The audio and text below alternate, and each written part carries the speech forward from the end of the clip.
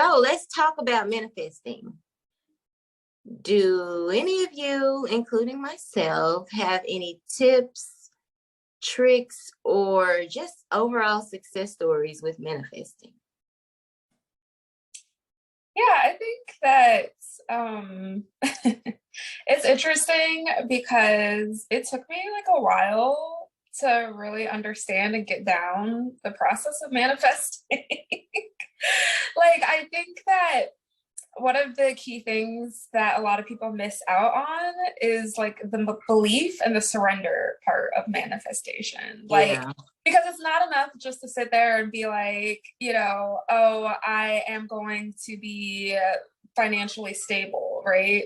Like, you have to believe that you are going to meet financial stability. And you have to surrender that belief to the universe. Like, you can't sit and dwell on it and let it stir over and over again and start stressing out, because then you're not really believing, you know what I mean? And it completely is besides the point. So those were like two big things for me over the years that took a little bit for me to understand and get down properly.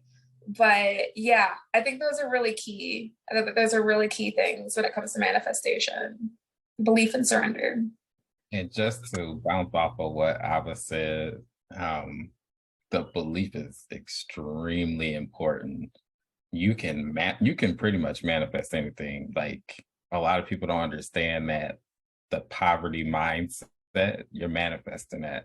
Like, if you don't work on on your mindset and clear up that energy that's no longer serving you, you won't manifest what you truly desire. It's all about clearing up that energy before you try to even manifest those desires.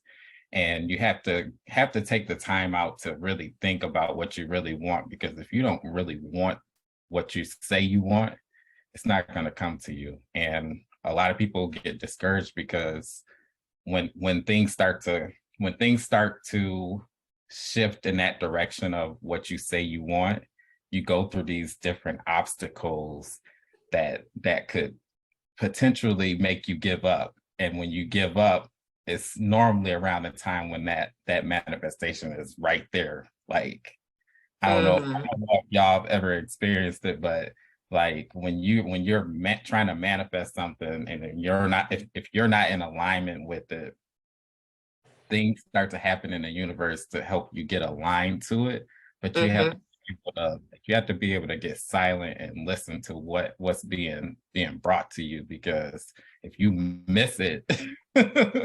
No, you are absolutely right. You're absolutely right. Like, and it's funny that you guys mentioned like the whole belief part, because I was actually just thinking about that this morning. Like, in terms of like my own practice, my own routine, and my own transparency, it's like, I don't even want to believe anymore. I want to know. I want to know, you know what I mean? And it was funny because, and I'll let you guys in a little bit. I didn't ask. Normally, like when I pray, I may ask for money or a specific resource, right? I mean, I'm just being honest. Right. And I had to laugh at myself during my prayer, because it's like, I didn't even ask for money. I asked for a shift in mindset. I asked for a change in my overall core belief systems, because I do know that you'll be able to manifest everything that you want if you truly believe. And so I really want to, if I'm being honest, get into that place where I can believe, and I believe that consistently, not just in a specific moment where I'm feeling good and on a natural high or something like that, but just believe it consistently, no matter what I see outside of myself. So yeah, I agree with y'all. Yeah. Something that go ahead, Ava, I'm sorry. No, go ahead. You go first. Something that I learned to understand was the way that I was praying was incorrect. When we pray, we're supposed to be praying as if we've already received what we want. That's our way of asking, thanking God or the universe or whatever you consider source. We're supposed to be thanking them that it's already done. That's the way we're supposed to pray. We're not supposed to pray and beg. That was something that I would do all the time. I would be like, God, like, I need this. I need this. Like, what's going on? Why am I not seeing this? And because of the way that I was approaching it. And it's like, no, this is It was backwards. coming from a place of lack. If you Yeah. know, it was like I don't have it, so I need it so much. And it's like I don't even like generally, I don't even want that mindset. I don't want that feeling anymore. I don't give a if what's happening around me. I don't want to feel like I'm lacking in anything anymore. Like I'm so serious about that. Yeah, I think it's interesting, Lonnie, that you mentioned that, because I was literally about to say that I personally think one of the best energies to be in when you are manifesting is an energy of gratitude, because gratitude is key to abundance. The more you're grateful for what you have and the things that are, even if it's not much, it's something more than I'm sure other people have, right? So when you are like in that energy of gratitude, you're opening a doorway for the things that, for the additional things you'd like to receive to get to you, you know? So I like to say that, yes, manifestation is key and believing is key and all the other type of stuff, but gratitude will get it to you like even quicker sometimes, to be honest. No, you're right though. You're absolutely right. And you gotta You have hit the fun. nail straight on the head. You gotta have fun with it. Like a lot of people, they don't understand. You have to be able to celebrate. What's I was getting ready to say something. It's then went totally left. That gratitude does pull it in. Another thing that I've found to pull my manifestations in is laughter. So if I'm feeling like something is off, I'll try to find something that's going to make me laugh. I like that though. That's our highest frequency. That's interesting. I never thought about that. That's pretty cool. I like that. No, but I can kind of resonate that a bit, because it does seem like good, like when you're in just a really good space, right? You know how like you feel when you're genuinely laughing at something, and you just, for me, it's laughter, but it's also that feeling of just enjoying life and having a good time. It's almost like you send out this beam or something that just brings more good things and things that you want in your life. I agree with that so much. Another thing I want to kind of touch on in terms of like manifestation is what I've really learned, just even looking over my life is, and it ties in with gratitude, because you really do have to take a step back and look at everything that you have manifested, because it doesn't always, in a lot of cases, it doesn't always happen like boisterous where it's just so obvious. It's such a subtle, and it's crazy how it happens, but it's usually a subtle transition, and then you look up and you realize, oh, I manifested this. You know what I mean? Like it's certain things that I am able to do and I have in my life that I have manifested. And I had to check myself, because I was like, you're being resistant to the very thing you've been asking for. Like, relax and be grateful. You know what I mean? You don't even realize this is what you manifested. And so I think that's why it's good to be open. It's good to be grateful, because your manifestations may not come boxed in exactly how you picture it. And that's why it's also good to surrender and let go, because you don't know how it's going to come through or present itself. But it's important to like pay attention to that. Yeah, and I think that the big thing that ties into with belief and surrender is faith, because you do have to have faith that the things that you are manifesting will get to you exactly when it needs to get to you, not earlier, not later. Like it'll show up right on time. And sometimes our own perceptions of when we think we need something is not accurate or in alignment with like when we actually need it, you know? So I think that there's a level of faith that you have to have, that the universe or whatever higher power that you trust and have faith in is going to align you with what you need at the perfect timing, you know? So I think that's a big one. I think that's a big one too. Yep, I 100% agree. Something that blew my mind was 2 years ago, I had went to Wisconsin to clear out some stuff from my mom's house.